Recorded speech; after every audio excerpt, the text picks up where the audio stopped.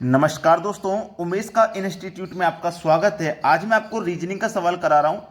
5 का रिलेशन 35 से है तो फिर 13 का रिलेशन किस संख्या से बनेगा। देखो, अगर आप ऐसा सोचते हैं कि हमारा 5 से 35 बनाना आसान है, 5 सत्ते 35, 7 से गुना किया, अगर मैं यहां भी 7 से गुना कर दूं तो 13 सत्ते 91 हो जाएगा, तो 91 तो ऑप्शन में नहीं है।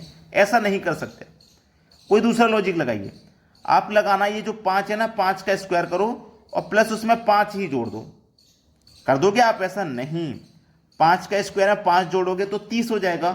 करना क्या है, 5 का स्क्वायर करना है, प्लस कर देना है हमें 5 का 2 गुना, तो 5 का स्क्वायर 25, प्लस कर देना 5 का 2 गुना यानी कि 10, तो अब आपका आंसर आएगा 35। वैसे ही यहां करना, 13 है ना, 13 का स्क्वायर कर देना और प्लस कर देना इसमें 13 का 2 गुना। ठीक है, 13 का स्क्वायर 169, प्लस कर देना 13 का 2 गुना यानी कि 26। ठीक है, 9 और 6 15 का 5 हासिल लगा 1, 16 और 2 18 और हासिल लगा 1 19, यानी कि 195 आएगा आपका आंसर, जो कि हमारे डी ऑप्शन में दिया गया। क्लियर है ना सभी को? अब देखते हैं अगला सवाल। अगला सवाल है 14 की पावर 20 और 28 की पावर 10 का मान क्या होगा। देखो, 14 की पावर 20 और 28 की पावर 10। अब देखो, आप इसे क्या लिख सकते हो, ये जो पावर 20 है ना, इसको 14 की पावर 2 का मान 10 लिख सकते हो। 14 की पावर 2 का मान 10 लिख सकते हो, 14 की पावर 2 की पावर 10, क्योंकि अगर आप 10 का गुना 2 से करोगे तो 20 ही हो जाएगा, पावर का पावर से गुना होता है।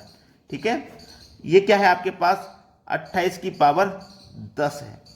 ठीक है, आप देखिए, ये 14 का स्क्वायर है, तो इसका मतलब आप इसे 14 गुने 14 लिख सकते हैं। ठीक है, बटे में क्या है आपके पास 28 है, यहां भी पावर 10, यहां भी पावर 10, तो इसकी होल पावर हो जाएगी 10।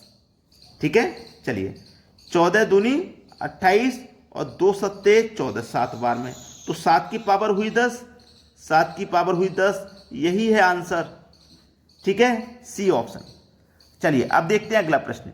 अगला प्रश्न है, देखो, 24 का रिलेशन 48 से है तो 28 का रिलेशन किस संख्या से बनेगा। ये मत सोचना कि अगर आपने 24 का 2 गुना 48 मिल गया तो 28 का 2 गुना 56 मिल जाएगा।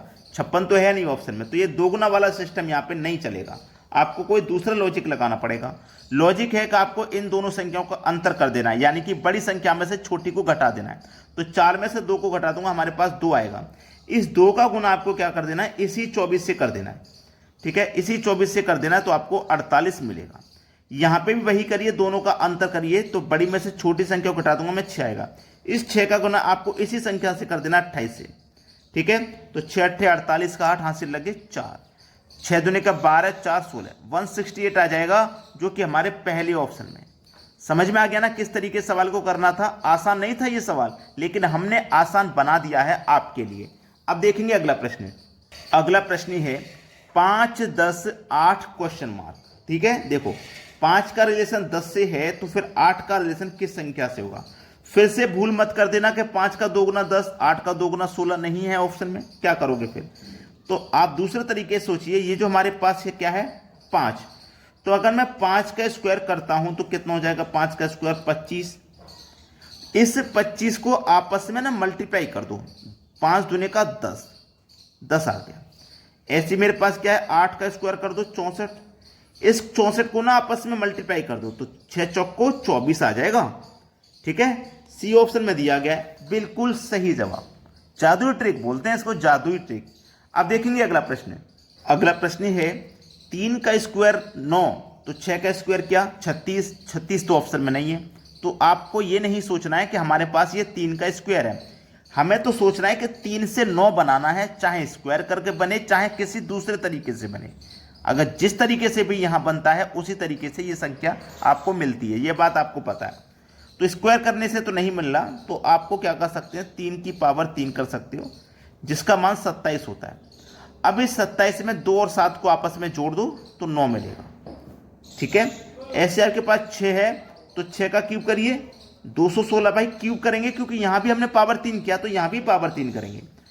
ठीक है, पावर करने के बाद आपस में जोड़ा था, यहां भी आपस में जोड़ दो, 2 और 1 3 और 3 और 6 9, यहां पे हमारा 9 आ गया, तो यहां पे भी 9 आ जाएगा, मतलब डी ऑप्शन हो जाएगा सही जवाब।